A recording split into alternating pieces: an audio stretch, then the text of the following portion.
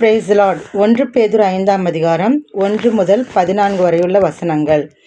உங்களிலுள்ள மூப்பருக்கு உடன் மூப்பனும் கிறிஸ்துவின் பாடுகளுக்கு சாட்சியும் இனி வெளிப்படும் மகிமைக்கு பங்காளியுமாயிருக்கிற நான் புத்தி சொல்லுகிறது என்னவென்றால், உங்களிடத்தில் உள்ள தேவனுடைய மந்தையை நீங்கள் மேய்த்து கட்டாயமாய் அல்ல, மனப்பூர்வமாயும் அவலட்சணமான ஆதாயத்திற்காக அல்ல, உற்சாக மனதோடும் சுதந்திரத்தை இருமாப்பாய் ஆளுகிறவர்களாக அல்ல, மந்தைக்கு மாதிரிகளாகவும் கண்காணிப்பு செய்யுங்கள். அப்படி செய்தால் பிரதான மேய்ப்பர் வெளிப்படும்போது மகிமையுள்ள வாடாத கிரீடத்தை பெறுவீர்கள். அந்தபடி இளைஞரே, மூப்பருக்கு கீழ்ப்படியுங்கள். நீங்கள் எல்லாரும் ஒருவருக்கொருவர் கீழ்ப்படிந்து மனத்தாழ்மையை அணிந்து கொள்ளுங்கள். பெருமையுள்ளவர்களுக்கு தேவன் எதிர்த்து நிற்கிறார், தாழ்மையுள்ளவர்களுக்கோ கிருபை அளிக்கிறார்.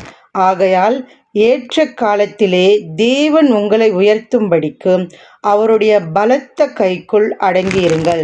அவர் உங்களை விசாரிக்கிறவரானபடியால் உங்கள் கவலைகளை எல்லாம் அவர் மேல் வைத்து விடுங்கள். தெளிந்த புத்தியுள்ளவர்களாயிருங்கள், விழித்திருங்கள். ஏனெனில் உங்கள் எதிராளாகிய பிசாசானவன் எவனை விழுங்கலாமோ என்று சிங்கம் போல் கெர்ச்சிக்கிற சிங்கம் போல் வகை தேடி சுற்றித் திரிகிறான். விசுவாசத்தில் உறுதியாயிருந்து அவனுக்கு எதிர்த்து நில்லுங்கள். உலகத்திலுள்ள உங்கள் சகோதரிடத்திலே அப்படிப்பட்ட பாடுகள் நிறைவேறி வருகிறது என்று அறிந்திருக்கிறீர்களே. கிறிஸ்து இயேசுவுக்குள் நம்மை தமது நித்திய மகிமை காலத்தவராய் இருக்கிற சகல கிருபையும் பொருந்திய தேவன் தாமே கொஞ்ச காலம் அனுபவிக்கிற உங்களை சீர்படுத்தி ஸ்திரப்படுத்தி பலப்படுத்தி நிலைநிறுத்துவாராக. அவருக்கு மகிமையும் வல்லமையும் சதா காலங்களிலும் உண்டாயிருப்பதாக. ஆமேன்.